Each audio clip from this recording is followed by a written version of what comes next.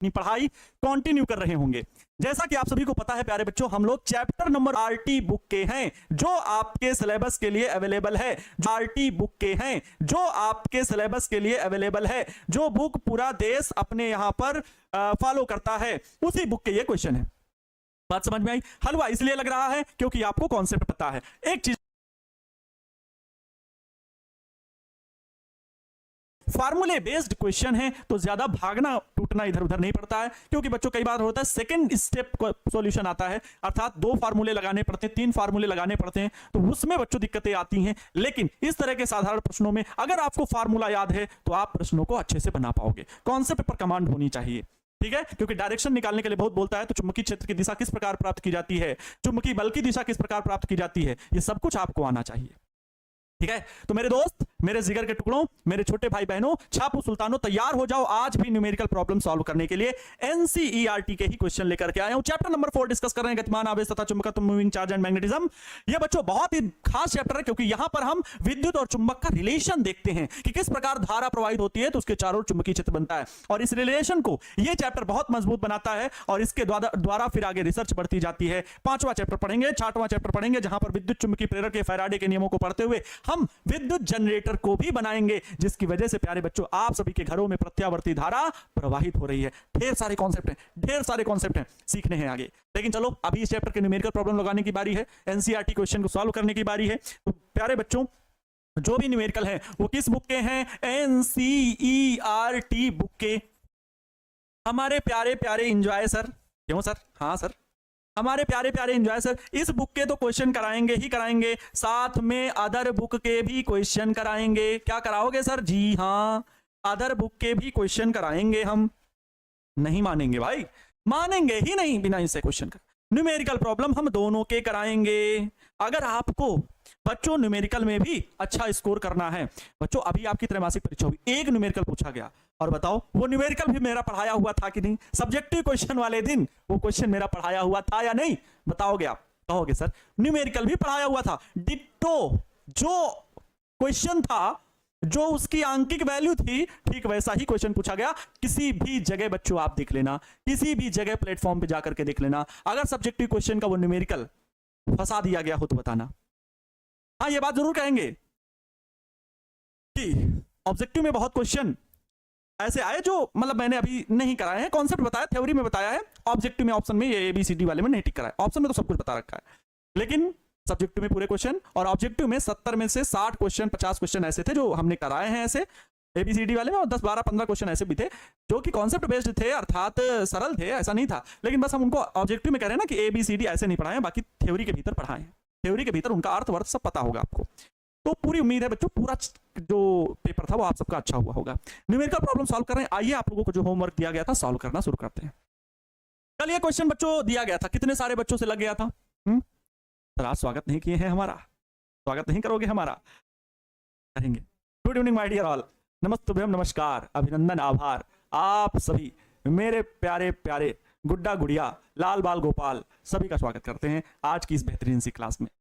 चलो बच्चों अब क्लास की शुरुआत तो हो गई है, लेकिन स्वागत सबका हो चुका है, और इस सबके स्वागत में एक बार में सभी का नाम ले लिया जाता है। छापू सुल्तान से प्यारा नाम आज तक मैंने सुना नहीं, टीपू सुल्तान से प्यारा नाम आज तक मैंने नाम सुना नहीं। और ये नाम बच्चों अगर हम प्रेम से आपके लिए लेते हैं, मुझे अपना नाम जो आप लोगों ने दिया पिछले 2 वर्षों से चला आ रहा है, 3 वर्षों से, एंजॉय सर, ये बच्चों आपके द्वारा, आप सभी बच्चों के द्वारा दिया गया नाम है एंजॉय सर, शेर खान सर, है ना, ये सब आपने नाम दिए हैं, तो वो नाम की इज्जत करता हूं। भैया कोई बोलते हैं, दोस्त बोलते हैं, मुझे सब में स्वीकार है। बस आप पढ़ने के लिए तैयार हो, आप उस बात को समझने के लिए तैयार हो जो आपके लिए चाहिए। अभी इस उम्र में जो सबसे ज्यादा जरूरी है वो है एजुकेशन, सही शिक्षा, सही दिशा, सही विचार, पवित्र मन, ये बहुत ज्यादा जरूरी है बच्चों। पढ़ाई के साथ साथ चरित्र अगर मजबूत हो ना तो दुनिया में बहुत ऊपर तक जाओगे, बहुत लोग आपकी तरक्की की कामना करेंगे। लेकिन केवल पढ़ने में अच्छे हो लेकिन कहीं ना कहीं विचार आपके अपवित्र हैं बच्चों, तो उसका भी बहुत बड़ा दोष पड़ता है। ये हमेशा जीवन में याद रखो, मन को हमेशा पवित्र रखो, ठीक है। अरे सर बातें बहुत करते हैं सर, आप जल्दी से क्वेश्चन हल कराइए कि व्योमस्थ खींचे क्षैतिज बिजली के तार में 90 एम्पियर विद्युत धारा पूर्व से पश्चिम की ओर प्रवाहित हो रही है। पूर्व से पश्चिम की ओर, मैंने बच्चों क्या डायरेक्शन बताई थी, बोलो?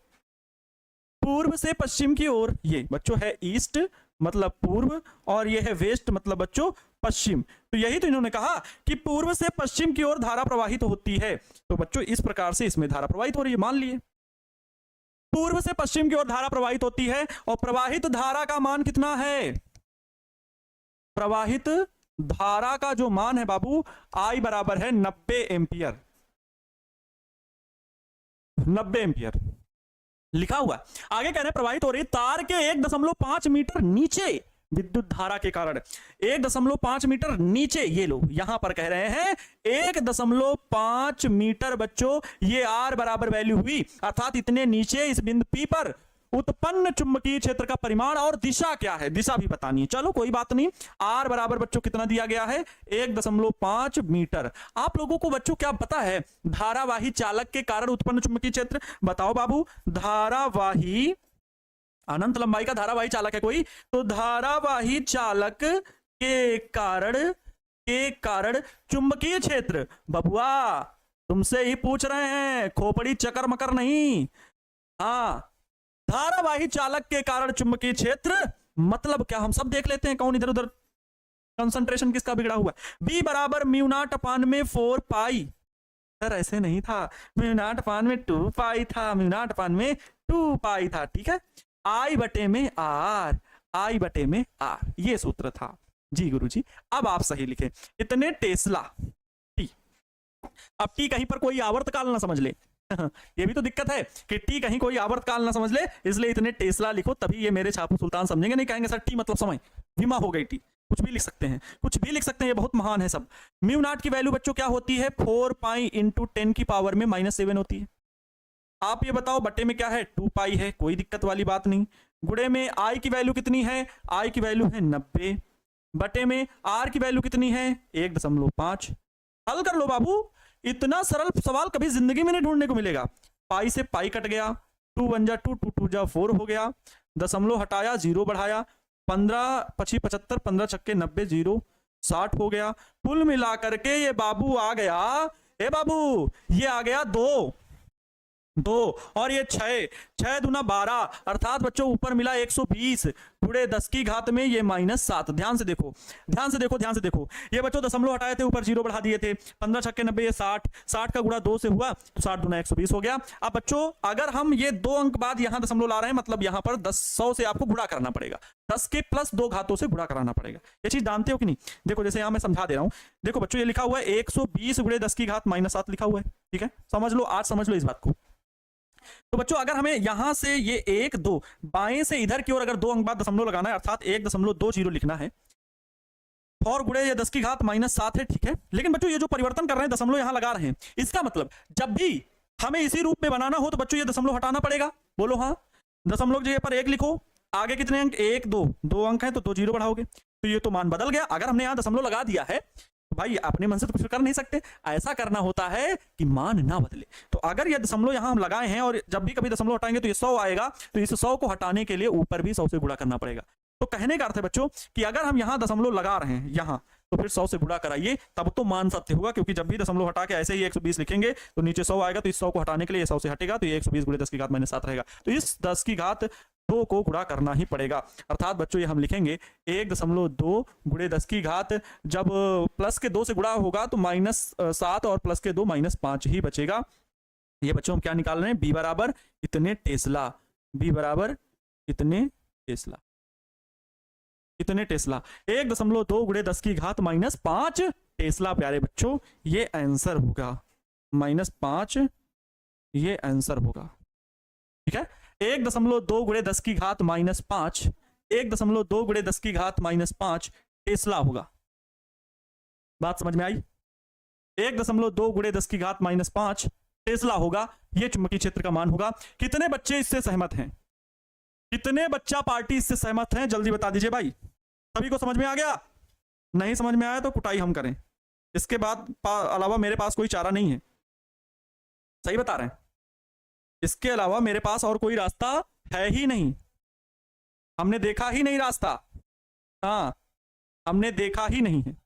समझ गए बच्चों? म्यू नॉट अपान में 2 पाई, आई अपान में आर था, 4 पाई इंटू 10 की पावर -7 म्यू नॉट का मान होता है, पाई से पाई कट गया, 2 2 जा 4 हो गया, ठीक है। और ये दशमलव आई की वैल्यू 90 एम्पियर, 1.5 मीटर, तो 1.5 है, दशमलव हटाए तो 90 बन गए, तो 15 छक्के 90, अरे 90 एम्पियर था ना, 9 एम्पियर तो था नहीं, ठीक है, तो 1 जीरो बढ़ाना पड़ा, 15 छक्के 90 तो 60 हुए, 60 का गुणा 2 से हुआ तो 120 हुआ, 10 की घात माइनस 7 था, ये कटा तो 10 की घात माइनस 2 जीरो इधर आए, 10 की घात माइनस 5 बचा, 1.2 गुणे 10 की घात माइनस 5 टेस्ला हो गया।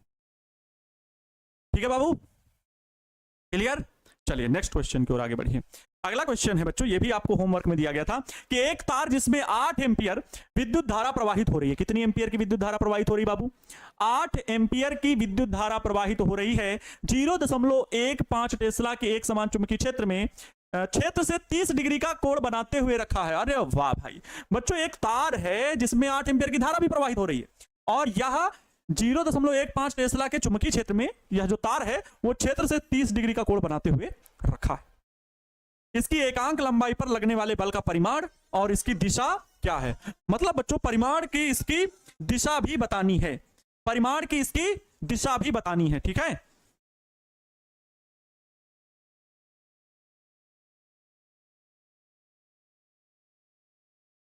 ठीक है बाबू, देखो, अरे सर अच्छा देखो, रुको रुको बता देते हैं दिशा क्या बताते हैं, इतना घबराओ मत, इसकी दिशा भी बतानी है ना। इसकी दिशा बच्चों बताने के लिए हम क्या करें, कहा हुआ है देखो, परिमाण तथा दिशा क्या है। दिशा के लिए अंगूठे दाएं हाथ की हथेली का नियम है ना, दाएं हाथ की हथेली से आपको पीटा भी जा सकता है ना, अगर पीटने का मन हो, कोई भी बेझिझक जब मन हो तब आप टारगेट बोर्ड ऑफिस पटना आ सकते हैं। तो दाएं हाथ की हथेली को इस प्रकार फैलाना है, अंगूठे को किसकी दिशा में, धारा की दिशा में, अंगूठा धारा की दिशा में, तो धारा बच्चों ईस्ट से वेस्ट की ओर, पूर्व से पश्चिम की ओर, तो अंगूठा ऐसे, और जिस ओर चुंबकीय क्षेत्र ज्ञात करना है, नीचे ज्ञात करना था ना, कहा है ना कि तार के नीचे, तो नीचे हमने चुंबकीय क्षेत्र निकाला है। अगर कहता है इस तार प्रवाहित धारा के ऊपर, तो ऊपर यहां निकालते, तो अंगूठा धारा की दिशा में अंगूठा रखते, तो धारा की दिशा में अंगूठा है, अगर मान लो ऊपर निकालना होता तो बच्चों क्या होते, ऐसे रखते भाई, धारा की दिशा में अंगूठा रखते, उंगलियां ऊपर रखते, लेकिन ना, उंगलियां हम उसी दिशा में रखेंगे जहां चुंबकीय क्षेत्र ज्ञात करने। अब उंगलियां किधर जा रही हैं, बाहर की ओर, तो दिशा इसकी बच्चों क्या होगी, दिशा क्या होगी, तल के बाहर की ओर, तल से बाहर की ओर, जो तल है उस तल से क्या है बच्चों, बाहर की ओर है, तल से बाहर की ओर, चुंबकीय क्षेत्र की दिशा क्या होगी, तल से बाहर की ओर। यहां पर बच्चों चुंबकीय क्षेत्र की दिशा तल से बाहर की ओर, तल से बाहर की ओर, बात समझ में आई, तल से बाहर की ओर, क्लियर, इतनी बात समझ गए। आओ अब ये वाला क्वेश्चन देखो, बहुत बढ़िया क्वेश्चन है। एक तार में 8 एम्पियर की विद्युत धारा प्रवाहित हो रही है बाबू, बहुत बढ़िया ही क्वेश्चन है, इतना बढ़िया क्वेश्चन है कि पूछो मत। ये बच्चों चुंबकीय क्षेत्र है, पहली बात सुनो, पहली बात सुनो माइशन, एकदम ए भाई लोग, तुम लोग ना बहुत बिगड़ गए हो, बहुत बिगड़ गए हो, बहुत बिगड़ गए हो, सही बता रहे हैं, इतने बिगड़ गए हो कि दिन भर आप लोगों को पढ़ने में मन नहीं लगता है, खाली कह दिया जाए इधर उधर की बातों में तो मन लगेगा। एक तार जिसमें 8 एम्पियर की विद्युत धारा प्रवाहित हो रही है 0.15 टेस्ला के चुंबकीय क्षेत्र में, क्षेत्र से 30 डिग्री का कोण बना करके रखा हुआ है। मतलब बच्चों ये जो वायर है वो क्षेत्र से 30 डिग्री का कोण बना करके रखा हुआ है इस प्रकार से।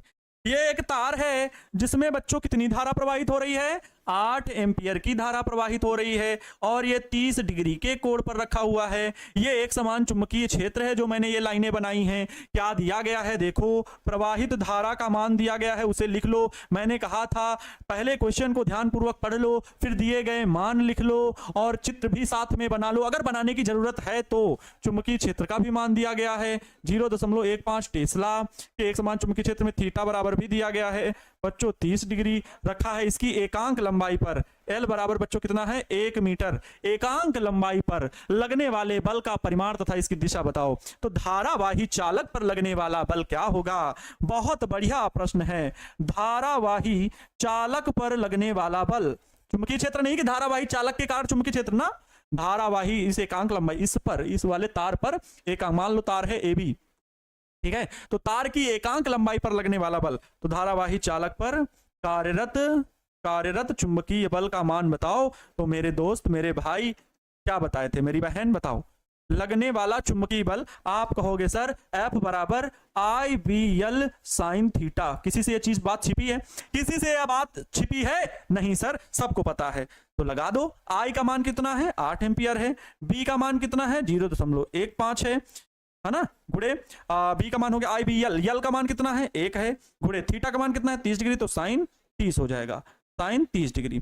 अब बताओ बच्चों साइन 30 का मान कितना होता है 1/2 होता है, ठीक है, तो ये बनेगा 8 गुड़े 0.15, एक का गुणा तो कोई मतलब ही नहीं निकलेगा भाई। एल का मान 1 है, क्यों? क्योंकि प्रति एकांक लंबाई पर लगने वाला बल पूछ रहे हैं, प्रति एकांक लंबाई पर लगने वाला बल पूछ रहे हैं। इस बात को याद रखो, पूरी चालक पर नहीं, प्रति एकांक लंबाई पर लगने वाला बल।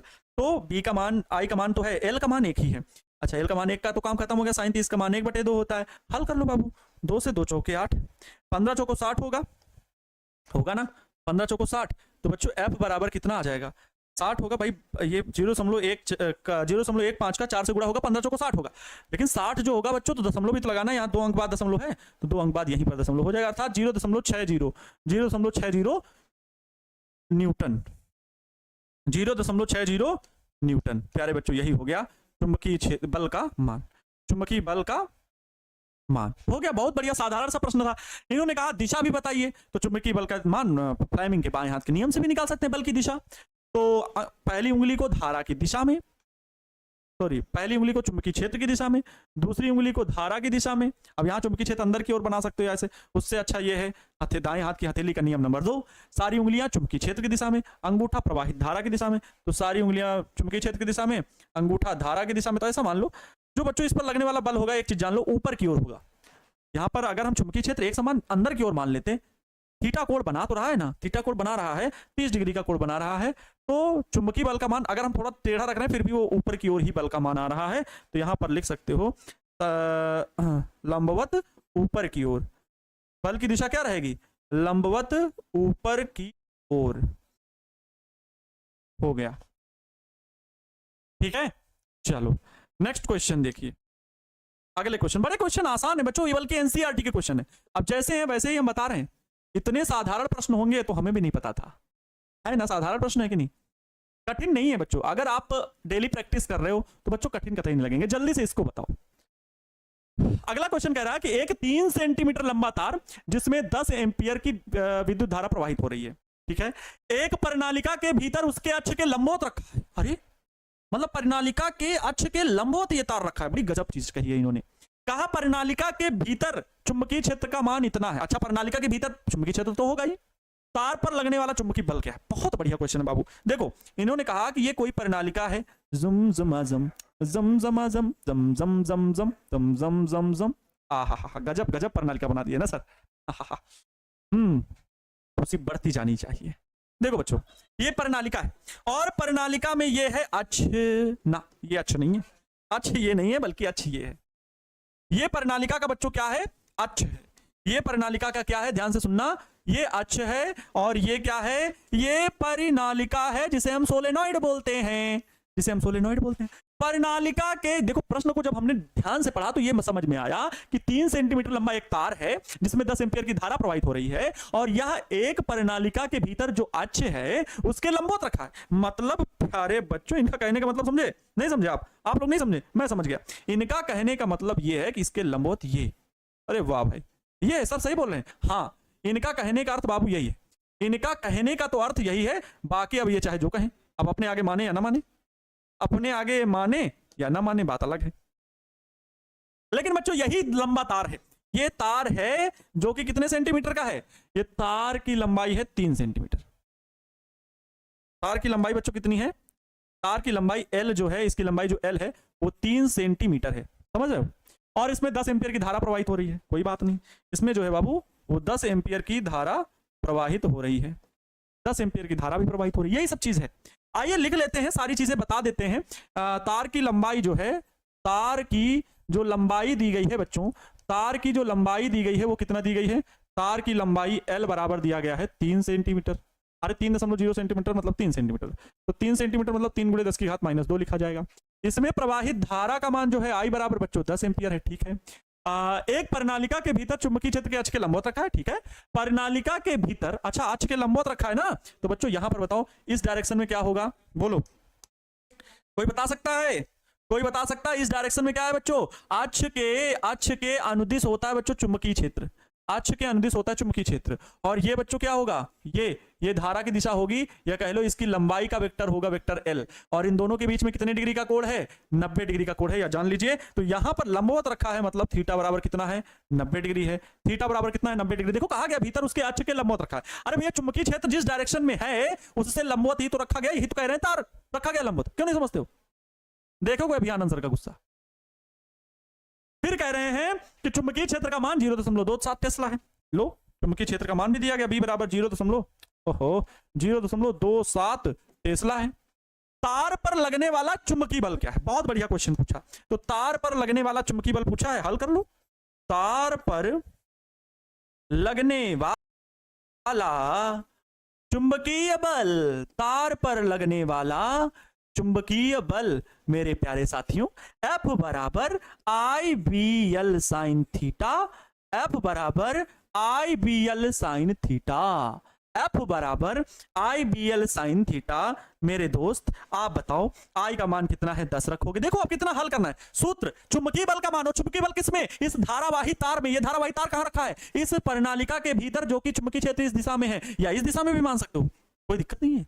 लंबाई तो लंबवत ही रहेगी चुंबकीय क्षेत्र के, और जब ये चुंबकीय क्षेत्र जो प्रणालिका के भीतर है उसकी वजह से इस पर कितना बल लग रहा है, तो F बराबर I B L sine theta. सूत्र का मान तो यही होता है। तो 10 रखेंगे आई का मान, बी का मान दिया गया प्रश्न में 0.27 टेस्ला। देखो हम कुछ अलग कर रहे हैं, गुड़े। एल का मान कितना दिया गया? 3 सेंटीमीटर, 3 × 10 की घात -2, ठीक है, इंटू में साइन थीटा। तो लो साइन थीटा, साइन थीटा मतलब साइन 90। बताओ अब कितना आएगा? साइन 90 का मान तो 1 होता है, वो तो मान लो हट जाएगा। 27 का गुणा 3 से होगा बच्चों, कितना आएगा? 81। सही है ना?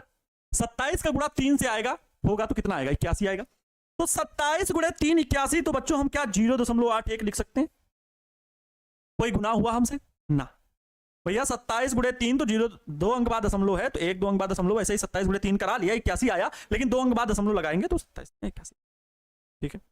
गुणे में बच्चों ये 10 की घात 1 लिखा हुआ है, ये 10 की घात -2 लिखे हुए हैं, तो इसका मतलब होगा कि 10 की घात -1 लिखा जाएगा, ठीक है।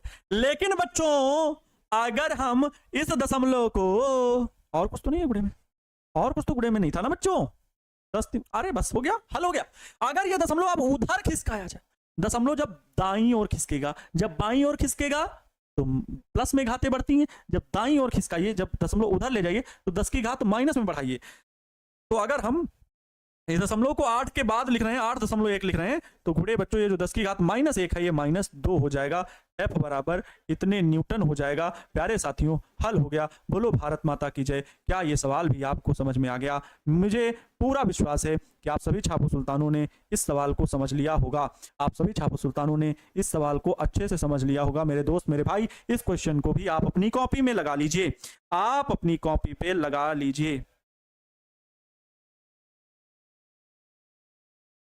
ठीक है, लगा लीजिए, ठीक है। अच्छा समझ गए? इसमें दिशा नहीं पूछी, इसमें दिशा बताओ, इसमें दिशा बताओ, चुंबकीय बल की दिशा। क्या बच्चों इधर प्रवाहित हो चुंबकीय क्षेत्र हो, चाहे उधर हो, लंबवत है, कोई दिक्कत नहीं। अगर मैं मान लूं फ्लेमिंग के बाएं हाथ के नियम या दाएं हाथ की हथेली के नियम नंबर 2 से चुंबकीय क्षेत्र की दिशा में सारी उंगलियां, चुंबकीय क्षेत्र की दिशा में सारी उंगलियां, प्रवाहित धारा की दिशा में अंगूठा, तो प्रवाहित धारा ऊपर की ओर, प्रवाहित धारा ऊपर की ओर। अरे भाई ऊपर की ओर है कि नहीं? लंबवत रखा है चुंबकीय क्षेत्र की दिशा से, सही है, लंबाई की दिशा के अनुदिश। अब हथेली किस ओर धक्का दे रही है? अंदर की ओर। तो बच्चों जो इसकी दिशा होगी वो क्या होगी? लंबवत अंदर की ओर, तल के लंबवत अंदर की ओर, लंबवत अंदर की ओर इसकी बच्चों क्या होगी? दिशा होगी। अच्छा यहाँ पे भी ऐसा हो सकता है क्या? यहाँ पे भी ऐसा होगा क्या अगर इसके लंबवत रखा जाए? जी बच्चों यहाँ पे भी हम जो ऊपर लिखे हैं यहाँ पर लंबवत अंदर की ओर ही निकलेगा भैया, सही से देखना।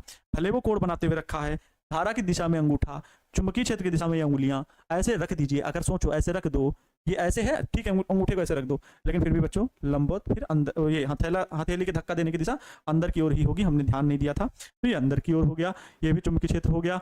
ये सवाल समझ में आ चुका है ना? अगले क्वेश्चन में बढ़े। ये सवाल सभी को समझ में आ गया मेरे दोस्त, मेरे भाई, मेरी बहन? हाँ, अगले क्वेश्चन में बढ़े। ये तीनों क्वेश्चन बच्चों कल हमने आपको होमवर्क में दिए थे, तीनों क्वेश्चन आपको होमवर्क में दिए थे। चले नेक्स्ट क्वेश्चन। वाह भाई वाह, सभी बच्चों को समझ में आ रहा है, ये मुझे बड़ी बात खुशी मिलती है जब आप लोगों में ये साहस होता है कि सर हमें तो एक एक चीज आती है। एक दूसरे से 4 सेंटीमीटर की दूरी पर रखे दो लंबे सीधे समांतर तारों, सब तरह के प्रश्नों के सवाल हैं, जान लो। मतलब हर एक फार्मूले से रिलेटेड प्रश्न है। कल मैंने फार्मूला सीट बनवाई थी, आपने फार्मूला सीट बनाई होगी, तो बच्चों निश्चित रूप से उसका फायदा मिलेगा। तो पलट के देख लिया करो फार्मूला, शुरू में प्रैक्टिस में यही होता है, फार्मूला देख लो। जरूरी नहीं है कि सर हमको तो फार्मूला याद नहीं, पहले देखो, जब 4-5 सवाल उस तरह के लगा लोगे तो प्रैक्टिस हो जाएगी। आप कहोगे सर 4-5 सवाल कैसे लगाएं, वो तो हमारे पास नहीं, इन्हीं सवालों की प्रैक्टिस करो जो दिया जा रहा है। अच्छा, हम आपको प्रैक्टिस के लिए ढेर सारे क्वेश्चन भेज भी दें, लेकिन ये कहो कि सर हम फिर खुद से लगाएंगे, उसके पूछेंगे नहीं। क्यों? क्योंकि बच्चों वो प्रैक्टिस के लिए फिर बहुत सारे क्वेश्चन दिए जा रहे हैं, अगर आप अपने टीचर से ही सब कुछ सॉल्व करवाओगे तो फिर फायदा क्या हुआ उस प्रैक्टिस का? या अगर हमें ही सब लगाना है तो फिर क्या हुआ, कुछ तो आपको लगाना पड़ेगा। हाँ, ये कहिए, एक प्रॉमिस अगर ये कर लें, सर जो नहीं लगेंगे हम छोड़ देंगे और जितने लग जाएंगे खुद से लगाएंगे, आंसर बस लिख के भेज दीजिएगा ताकि हम मैच करा सकें। अगर ऐसा राजी रहो तो हम भेज देंगे और भी क्वेश्चन और भी बुक के, क्योंकि बच्चों हो सकता है, मतलब बिहार बोर्ड में इतना न्यूमेरिकल का वेटेज है नहीं, लेकिन कुछ बच्चे चाहते हैं कि हम बहुत न्यूमेरिकल लगाएं, मतलब हम थोड़ी सी तैयारी करना चाहते हैं नीट, जेई की, एनडीए की, एयरफोर्स की, टीयूईटी की, तो ऐसे एग्जाम की प्रिपरेशन सर करना चाहते हैं। तो इस वजह से हमें थोड़े से, अगर अभी से हम क्वेश्चन सॉल्व करते रहें बहुत अच्छा है सर, थ्योरी अच्छे से पढ़ लेते हैं, ऑब्जेक्टिव हम सर लगा लेते हैं, मतलब बोर्ड एग्जाम के लेवल की तो सर बात ही मत कीजिए, हम अच्छे से पढ़ रहे हैं, लेकिन एंट्रेंस एग्जाम के लेवल का भी अच्छे से पढ़ रहे हो, ऐसा नहीं है कि आप एंट्रेंस एग्जाम की थ्योरी नहीं पढ़, बट प्रैक्टिस नहीं कर रहे हो। बच्चों जो आप वहां 2-2, 2.5 लाख कोटा में फीस लेते हैं ना, 2 लाख रुपए, समझो, वो कुछ नहीं करते, कुछ नहीं करते, एकदम रियल बात बता रहा हूं, इसे बस अहम में मत लेना। लेकिन बहुत सारे हमारे जैसे ही शिक्षक हैं, हमारे बड़े भाई लोग वहां उपस्थित है, आपको पढ़ा रहे हैं, कॉन्सेप्ट सब सेम रहेगा, चले जाना देख लेना, वहां पर भी वेक्टर के वही रूल, वहां पर भी ये बायो-सेवर्ट नियम और एम्पियर के परिपथीय नियम के वही रूल, सिर्फ और सिर्फ बच्चों क्या होगी, क्वेश्चन की प्रैक्टिस होगी। क्वेश्चन की क्या होती है बच्चों, वहां प्रैक्टिस कराई जाती है। वो सारे टीचर जो होते हैं वो क्वेश्चन की बस प्रैक्टिस के लिए ही दिन रात मेहनत करते हैं, टीचर और स्टूडेंट। टीचर क्या करते हैं, एक सप्ताह के लिए 1 वीक वो क्या करते हैं, सिर्फ एक दिन बच्चों उन्होंने क्या किया, एक चैप्टर के पूरे कॉन्सेप्ट बताए और फिर 1 वीक का असाइनमेंट दिया, और वो असाइनमेंट हुआ 700 क्वेश्चन का, कह दिया कि जाके 700 क्वेश्चन लगाना है, एक सप्ताह बाद हमें जमा करना है। अब पता है एक सप्ताह में 700 क्वेश्चन का मतलब समझ आओ, एक दिन में 100 क्वेश्चन लगाइए, एक दिन में कितने क्वेश्चन, 100 क्वेश्चन। और यही हाल के 100 क्वेश्चन एक सब्जेक्ट का नहीं है, बल्कि फिजिक्स का है, यही हाल केमिस्ट्री का है, यही हाल मैथ का है, यही हाल बायो का है। और इतनी प्रैक्टिस करा दी जाती है, इतनी जबरदस्त प्रैक्टिस करा दी जाती है कि बच्चों से फिर क्वेश्चन बन ही जाना है। ये होता है, जेई कुछ अलग नहीं है, नीट कुछ अलग नहीं है, सारा खेल प्रैक्टिस का है, ये जान लीजिए, कुछ अलग नहीं, सारा खेल प्रैक्टिस का है। जितना रात दिन आप जग पाओगे उतना अच्छा परफॉर्मेंस दे पाओगे। प्लीज अभी घबराने की जरूरत नहीं है, अगर आपके पास भी बच्चों प्रैक्टिस करने का 2, 4, 10 दिन, 20 दिन, 25 दिन, जब आप धीरे धीरे हैबिचुअल हो जाओगे तो आपको लगेगा कि हमसे भी प्रश्न भी बनते हैं, और हम एक दिन में 100 क्वेश्चन हमें कोई दे दे तो हम लगा के दिखा देंगे। ये बच्चों प्रैक्टिस हो जाती है, ठीक है। अभी से उस बात को टेंशन में लेकर के हैं, तो ये गलत धारणा है, गलत विचार है। आओ बच्चों बात करते हैं, एक दूसरे से 4 सेंटीमीटर की दूरी पर रखे 2 लंबे सीधे समांतर तारों ए एवं बी से क्रमशः 8 एम्पियर एवं 5 एम्पियर की विद्युत धाराएं एक ही दिशा में प्रवाहित हो रही हैं। तार ए के 10 सेंटीमीटर खंड पर बल का आकलन कीजिए। बहुत ही अच्छा सवाल है, बेसिक सा सवाल है, फार्मूले पर बेस्ड है बच्चों। ये 2 कोई तार हैं, एक दूसरे से समांतर तार रखे हुए हैं, ठीक है, देख पा रहे हो, एक दूसरे से बच्चों ये क्या है, समांतर है, एक दूसरे के क्या है बाबू, ये समांतर हैं, एक दूसरे के समांतर। समझ में आ रहा है? अरे भैया ये ज्यादा हो गया,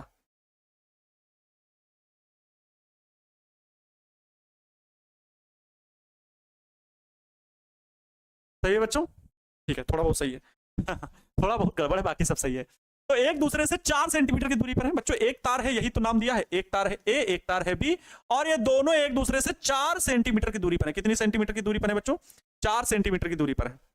अगला देखिए, ये कह रहे हैं कि ए तार ए एवं बी लंबे हैं, सीधे हैं, समांतर हैं, और तारों ए एवं बी में क्रमशः 8 एम्पियर और 5 एम्पियर की विद्युत धाराएं एक ही दिशा में प्रवाहित हो रही। मतलब बच्चों इस दिशा में I1 धारा और इस दिशा में I2 धारा, इसमें कितनी है, इसमें इसका मान है बच्चों 8 एम्पियर, मान लो ए क्रमशः लिया हो ना, पहला 8, दूसरा 5 एम्पियर। कह रहे हैं धाराएं एक ही दिशा में प्रवाहित हो रही, तार ए के 10 सेंटीमीटर खंड पर बल का आकलन कीजिए। वाह भाई, बहुत गजब प्रश्न, बहुत गजब। तार ए के कितने सेंटीमीटर में बच्चों, ये लंबाई मान लो इतनी कितनी है, 10 सेंटीमीटर है। 10 सेंटीमीटर लंबाई पर तार ए के 10 सेंटीमीटर खंड पर बल का आकलन कीजिए, बल का आकलन कीजिए। बहुत बढ़िया क्वेश्चन है, बहुत बढ़िया क्वेश्चन। यही बच्चों लंबाई क्या है, एल है, जिस पर 10 सेंटीमीटर पर ही आपको बल बताना है। तो आप लोग सबसे पहले यहां पर दोनों तारों में प्रवाहित धारा जो है ना, प्रवाहित धारा के मान लिख लीजिए, क्या क्या है, सारी वैल्यू लिख लीजिए। प्रश्न को केयरफुली पढ़ने के बाद धारा I1 बराबर कितनी बच्चों, I1 लिखो, IA लिख लो, IA बराबर कितनी है, 8 एम्पियर है। अगर बच्चों हम I2 धारा की बात करें, IB अर्थात IB बराबर 5 एम्पियर है, ठीक है, 5 एम्पियर है। ये IA मान लो और ये आई बी मान लो, कोई दिक्कत नहीं, I1 I2 भी मान सकते हो, आई ए आई बी भी मान सकते हो। बीच की दूरी 4 सेंटीमीटर है, अर्थात बच्चों दोनों तारों के बीच की जो डिस्टेंस है r वो कितनी है, 4 सेंटीमीटर है, जिसे हम लोग बच्चों लिख सकते हैं 4 गुणे 10 की घात -2 मीटर। ठीक है, मीटर। और तार के 10 सेंटीमीटर खंड, ये L बराबर है, L बराबर कितना, 10 सेंटीमीटर खंड, मतलब बच्चों 10 गुणे 10 की घात -2 मीटर। देखो कितने साधारण से सवाल हैं, बहुत अच्छे हैं। हमें क्या ज्ञात करना है, हमें ज्ञात करना है दोनों तारों के बीच जो चुंबकीय बल कार्य करेगा, अर्थात इस तार के कारण इस पर जो चुंबकीय क्षेत्र कार्य करेगा, तो समांतर तारों के मध्य कार्यरत जो चुंबकीय बल का मान होता है, ये तो कहा है बल का मान आकलन कीजिए, तो चुंबकीय बल F बराबर होता है बच्चों म्यू नॉट अपान में 4 पाई I1 I2 अपान में, तो IA IB लिख लो, अपान में R, और इनटू का बच्चों L होता है, लंबाई में गुणे में क्या होता है, L होता है। समझ में आ रही बात, लंबाई में गुणे में L होता है ना। म्यू नॉट अपान में क्या करते हो, 2 पाई, सॉरी म्यू नॉट अपान में 2 पाई, म्यू नॉट अपान में 2 पाई होता है। निकाला गया था बच्चों एक चुंबकीय क्षेत्र P का मान म्यू नॉट अपान में 2 पाई I अपान में R ही तो होता है। एक अनंत लंबाई के धारावाही चालक के कारण किसी बिंदु पर उत्पन्न चुंबकीय क्षेत्र तो म्यू नॉट अपान में 2 पाई I अपान में R होता है, वही म्यू नॉट अपान में 2 पाई I अपान में R है। लेकिन बच्चों जब हम F बराबर IBL sin थीटा के द्वारा निकालते हैं, थीटा 90 डिग्री, IBL बचता है, तो B का मान ये हो जाता है, I एक दूसरी धारा तो IB है, और L जो कि लंबाई है, यही चीज है। तो बच्चों इसको हल करने में बड़ा आसान है, आइए हल करते हैं, वैल्यू रखते हैं सब। बच्चों म्यू नॉट का मान क्या होता है, अच्छा बताओ एक चीज बताओ, म्यू नॉट अपान में 4 पाई का मान होता है ना, म्यू नॉट अपान में 4 पाई का मान होता है 10 की घात -7, तो म्यू नॉट अपान में 2 पाई का मान कितना होगा बच्चों, 2 गुणे मतलब 2 गुणे 10 की घात -7 होगा, याद रखिएगा, याद रखने की जरूरत नहीं है भाई। म्यू नॉट अपान में 4 पाई इसको बना लो, 2 ऊपर गुणा करा लो, 2 नीचे, तो 2 दूनी 4 हो गया, तो म्यू नॉट अपान में 4 पाई अलग करोगे तो 10 की घात -7 आएगा, जो 2 ऊपर से गुणा कराया था वो 2 लिखा हुआ है, गुणे IA की वैल्यू कितनी बच्चों, IA की वैल्यू 8 है, IB की वैल्यू कितनी है 5 है, 5 लिख दी।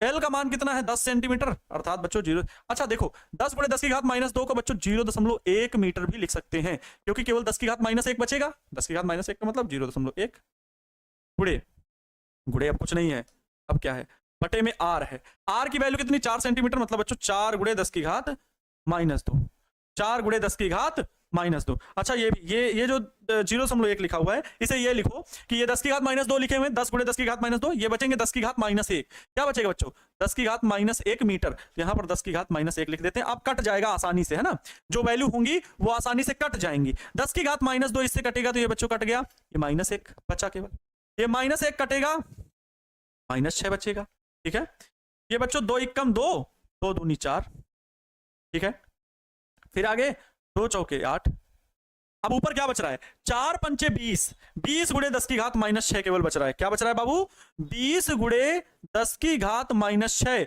जिसे आप क्या लिखोगे, अगर एक अंक बाद यहां दशमलव लगाओगे तो ऊपर प्लस की घात जोड़ोगे, अर्थात जो 2 गुणे 10 की घात -5, ये जो F का मान निकाले 2 गुणे 10 की घात 5 न्यूटन आंसर आ जाएगा, 2 गुणे 10 की घात 5 न्यूटन, प्यारे प्यारे बच्चों यही आंसर होगा, लिख लीजिए 2 गुणे 10 की घात -5 न्यूटन, 2 गुणे 10 की घात -5 न्यूटन प्यारे बच्चों बल का मान हो जाएगा। एक चीज और जान लीजिए, इन दोनों बलों में जब समान दिशाओं में धारा प्रवाहित हो रही हो तो हमने क्या कहा था, दोनों बल क्या करते हैं, एक दूसरे को आकर्षित करते हैं, आकर्षण प्रकृति का बल होता है। ये हमने आप सभी को थ्योरी में भी सिखाया था कि दोनों तारों के समांतर तारों के बीच क्या होगा, आकर्षण बल का मान होगा, मतलब आकर्षणात्मक होगा, एक दूसरे के बल की दिशा निकाल लोगे भाई, इसमें निकालो उसमें निकालो, दोनों की निकाल के बता सकते, दाएं हाथ के हथेली के नियम बच्चों, इसमें धारा प्रवाहित हो रही है, यहां पर चुंबकीय क्षेत्र की दिशा किधर होगी, बाहर की ओर, बाहर की ओर, सॉरी ये अंदर की ओर वाला बन गया, बाहर की ओर। अब देखो यहां पर लगने वाला बल का मान बताना है, हथेली के दाएं हाथ के हथेली के नियम नंबर 2 से बताओ, इस चालक पर लगने वाला बल, चुंबकीय क्षेत्र बच्चों किधर है, भीतर की ओर, वो चुंबकीय क्षेत्र आया कहां से, इस चालक तार में प्रवाहित धारा के कारण आया, वो मैंने बता दिया, पहले हमने जो बताया वो चुंबकीय क्षेत्र की दिशा बताया है। एक बात जान लो, दाएं हाथ के हथेली के 2 नियम है, कौन सा, एक तो चुंबकीय क्षेत्र की दिशा बताने वाला, दूसरा चुंबकीय बल की दिशा बताने वाला। अब तो नहीं कंफ्यूज हो कि बार बार सब दाएं हाथ के नियम में कभी ये बता देते हैं बाहर की ओर, कभी अंदर की ओर, कभी कैसे, 3 चीजें बताते हैं, हथेली के धक्का देने वाली दिशा बात करते हैं, जब हथेली की धक्का दिशा देने वाली बात होती है तो चुंबकीय बल का मान होता है, और जब उंगलियों के मुड़ने की बात की जाती है बाहर की ओर भीतर की ओर, तो वो बच्चों चुंबकीय क्षेत्र की बात की जाती है। तो हमने चुंबकीय क्षेत्र इस तार पे निकाला, वो चुंबकीय क्षेत्र किसके कारण? इस तार में प्रवाहित धारा के कारण। तो प्रवाहित धारा के दिशा में अंगूठा रखा, अब उंगलियां इस दिशा में चुंबकीय क्षेत्र बताना ना, तो उसी दिशा में उंगलियां रखो। उंगलियां तो बच्चों उस दिशा में भी जा सकती हैं, अगर अंगूठा धारा की दिशा में रखे तो उंगलियां उस दिशा में भी रह सकती हैं। यहां पर भीतर की ओर, लेकिन हमें वहां चुंबकीय क्षेत्र नहीं निकाला, हमें चुंबकीय क्षेत्र इधर निकालना है, दिशा किधर, तो बाहर की ओर। तो बाहर की ओर चुंबकीय क्षेत्र के लिए हम लोग डॉट पॉइंट से दिखाते हैं। अब चुंबकीय क्षेत्र यहां पर बाहर की ओर है, तो चुंबकीय क्षेत्र और सारी उंगलियां कर दो। अब यहां पर हम लगने वाला बल का मान बताएंगे, क्योंकि ये धारावाही चालक है, ये भी तो धारावाही चालक है। तो चुंबकीय क्षेत्र की दिशा में सारी उंगलियां, अंगूठा धारा की दिशा में, तो अंगूठा ऊपर की ओर, तो देखो धारा की दिशा में अंगूठा है, सही है, हमारा हाथ सही रखा हुआ है। अब हथेली की धक्का देने की दिशा इधर की ओर, हथेली की धक्का देने की दिशा इधर की ओर। तो बच्चों यही तो चुंबकीय क्षेत्र बल का मान ये लिखा हुआ है। ये इस चालक तार के कारण इस पर लगने वाला बल होगा, ये एफ बी का मान होगा, ये एफ ए का मान होगा, मतलब इसके द्वारा इस पर लगने वाला बल होगा। दोनों एक दूसरे को आकर्षित ही करेंगे, ये हो जाएगा प्यारे बच्चों, समझ में आ गया। नेक्स्ट क्वेश्चन, पास पास फेरों वाली एक परिनालिका 80 सेंटीमीटर लंबी और इसमें 5 परतें, जिनमें से प्रत्येक में 400 फेरे हैं। परिनालिका का व्यास 1.8 सेंटीमीटर है। यदि इसमें 8 एम्पियर विद्युत धारा प्रवाहित हो रही हो, ध्यान से सुनना प्रश्न बच्चों, बहुत बढ़िया प्रश्न है। यदि इसमें 8 एम्पियर विद्युत धारा प्रवाहित हो रही है, तो परिनालिका के भीतर केंद्र के पास चुंबकीय क्षेत्र बी के परिमाण का परिकलन कीजिए। चुंबकीय क्षेत्र का मान बताना है, परिनालिका के भीतर बताना है। इसका नाम, नियम तो हम लोग एम्पियर के परिपथीय नियम से सीखे थे, यस और नो? एम्पियर के परिपथीय नियम से सीखे थे। तो बाबू परिनालिका बना लो तुम्हें ऐसे, समझ गए? ये परिनालिका है, पास पास फेरों वाली एक परिनालिका 80 सेंटीमीटर लंबी है। तो परिनालिका की लंबाई, परिनालिका की लंबाई जल्दी बताओ कितनी है क्वेश्चन में? परिनालिका की लंबाई बाबू L बराबर है, लंबाई L बराबर है 80 सेंटीमीटर, जिसे हम 80 × 10⁻² भी लिख सकते हैं। कोई बात नहीं, रुको रुको ठहरो। और इसमें 5 परतें हैं, कोई बात नहीं, परतों की संख्या भी लिखेंगे। परतों की संख्या बराबर बच्चों है कितनी? 5 है। परतों की संख्या 5 है, जिनमें से प्रत्येक में 400 फेरे हैं। फेरों की संख्या 400 है, वो भी किसमें? प्रत्येक परत में। कुल फेरों की संख्या नहीं है ये, प्रत्येक परत में फेरों की संख्या है। तो वो प्रत्येक परत में फेरों की संख्या बराबर कितनी है बच्चों? दी गई है संख्या बराबर दी गई है 400। अच्छा देखो, प्रत्येक परत में फेरों की संख्या 400, परतें कितनी है? 5। तो कुल फेरों की संख्या जरा मुझे बता दो कितनी होगी? कुल फेरों की संख्या परिनालिका में, कुल फेरों की संख्या कितनी होगी? कौन बहादुर बच्चा बताएगा? परिनालिका में कुल फेरों की संख्या कैपिटल N बराबर होगा बच्चों 5 × 400, तो ये आ जाएगा 4 × 5 = 20, अर्थात N बराबर बच्चों आ जाएगा 2000 फेरे। कितने आए? 2000 फेरे। अब बच्चों आगे बात हो रही है कि यदि इसमें परिनालिका का व्यास, अच्छा व्यास दिया गया है, चलो कोई बात नहीं, व्यास बराबर भी लिख देते हैं, हालांकि इसकी जरूरत तो नहीं पड़ेगी, मुझे लगता है इसकी जरूरत नहीं पड़ने वाली, लिख लेते हैं, कोई बात नहीं। यदि इसमें 8 एम्पियर विद्युत धारा प्रवाहित हो रही, परिनालिका में बच्चों क्या विद्युत धारा I जो है उसका मान दिया गया है 8 एम्पियर। परिनालिका की जो लंबाई है L बराबर दिया गया है, ठीक है। कुल फेरों की संख्या इसमें N है, ठीक है, समझते चलना, बहुत बढ़िया क्वेश्चन है। परिनालिका के भीतर केंद्र के पास चुंबकीय क्षेत्र का परिमाण परिकलित करना है। 8 एम्पियर की विद्युत धारा प्रवाहित हो रही है, तो परिनालिका में प्रवाहित धारा, ठीक है, परिनालिका में प्रवाहित धारा का भी मान दिया गया। घबराओ मत, घबराओ मत, सब चीज लिख लो, फिर देखो कैसे हल होगा। I बराबर बच्चों कितना दिया गया है? 8 एम्पियर दिया गया है, 8.0 एम्पियर। चलो आओ दोस्त लोग हल करते हैं। बच्चों मेरे दोस्त, परिनालिका के भीतर चुंबकीय क्षेत्र बताओ, सूत्र बताओ जल्दी। लिखवाया है? नहीं लिखवाया तो बताओ मुझे, क्या फार्मूला चार्ट में कल मैंने लिखवाया? परिनालिका के भीतर चुंबकीय क्षेत्र बताओ, परिनालिका के भीतर चुंबकीय क्षेत्र ना बताया हो तब तुम बताओ, ना बताया हो बताइए। परिनालिका के भीतर चुंबकीय क्षेत्र P बराबर क्या होगा? μ0 Ni, μ0 कैपिटल Ni बटे में L। बोलो हाँ, ये बताया। अब तो लगा लोगे, अब तो तुम लोग लगा लोगे जल्दी।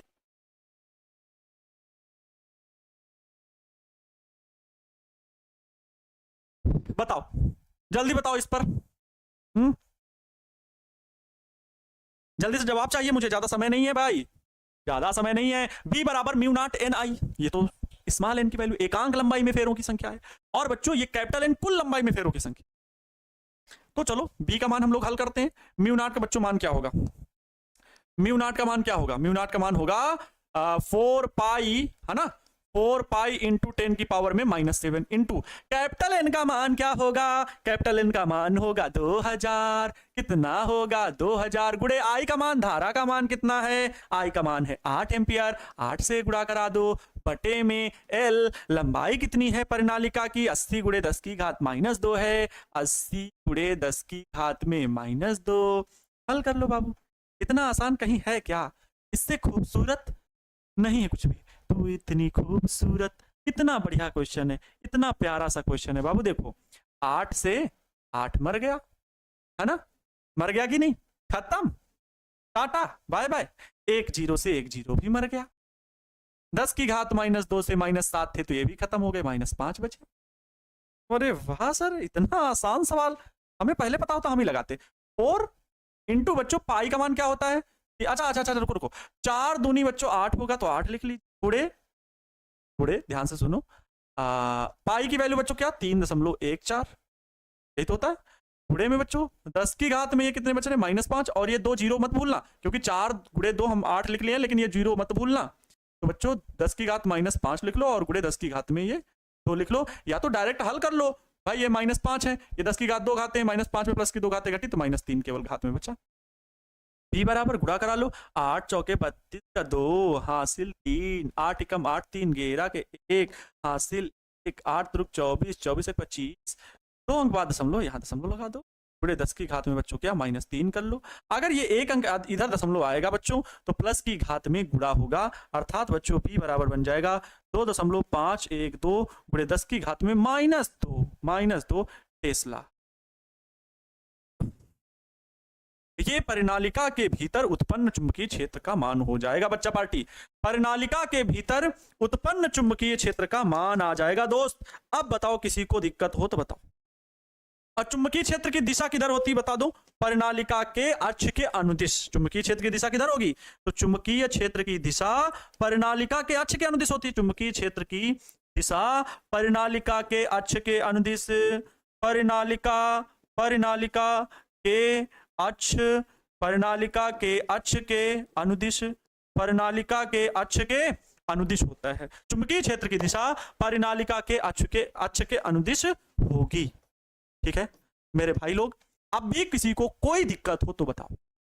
नो नो नो, नहीं दिक्कत है, मुझे पता है। मुझे लगता है बच्चों मैंने जो क्वेश्चन कराए हैं कल, मैंने होमवर्क में तो डेली देते हैं लेकिन मुझे बताना होता है। होमवर्क तो मैं आपको खुद से ट्राई करने के लिए देता तो, है ना? ये भी क्वेश्चन अच्छा था, ये भी क्वेश्चन अच्छा था, ये भी क्वेश्चन अच्छा था। अगला क्वेश्चन ये रहा। अगला क्वेश्चन, एक वर्गाकार कुंडली जिसकी प्रत्येक भुजा 10 सेंटीमीटर में है, 10 सेंटीमीटर है, में फेरे 20 हैं, इसमें 12 एम्पियर विद्युत धारा प्रवाहित हो रही। कुंडली जो है ऊर्ध्वाधरता लटकी हुई है। इसके तल पर खींचा गया अभिलंब 0.8 टेस्ला के चुंबकीय क्षेत्र की दिशा से 30 डिग्री का कोण बनाता है। कुंडली पर लगने वाले बलयुग्म का आघूर्ण बताना है बच्चों। टाउ बराबर NIAB sin थीटा, ये वाला सूत्र लगाना है, ये वाला सूत्र लगाना है। सब कुछ दिया गया है, तो सब कुछ दिया गया है तो मेरा दोस्त, मेरा भाई, ये छापो सुल्तान जो है ना, ये कल ट्राई करके आएगा, इनको हल करके आएगा, क्योंकि अब मेरे पास समय जो है बहुत कम है, सिर्फ होमवर्क देने का समय बचा हुआ है। तो ये आपका होमवर्क हो गया। कल मैं बताऊंगा इन सारे प्रश्नों को, कल मैं बताऊंगा। अगला क्वेश्चन बाबू ये है, ये भी आपको बताना है होमवर्क में, कल के लिए ये होमवर्क है। अब आज के लिए मेरा काम इतना ही, मिलते हैं नेक्स्ट क्लास में। तब तक आप सभी लोग मन लगा करके पढ़ाई करते रहें, खुश रहें और दूसरों को भी खुश रखने का पूरा प्रयास करें। Wish you all the best. मां तेरे पसीने की हर एक बूंद को मैं मोती सा चमकाऊंगा, तू सपने बड़े देखना, उसे पूरा करके मैं दिखाऊंगा। क्लास सबको अच्छी लगी होगी। सारे न्यूमेरिकल एक बार फिर से ट्राई कर लेना खुद से, जिनसे नहीं लगा है एक बार खुद से जरूर बनाना, बहुत जरूरी है। जब तक खुद से प्रैक्टिस नहीं करोगे तब तक नहीं आने वाली चीजें। बाकी एनसीईआरटी के क्वेश्चन है, देख लो जाके किताब में, तो आपको पता चल जाएगा। Wish you all the best बच्चों। Thank you so much. जय हिंद, वंदे मातरम।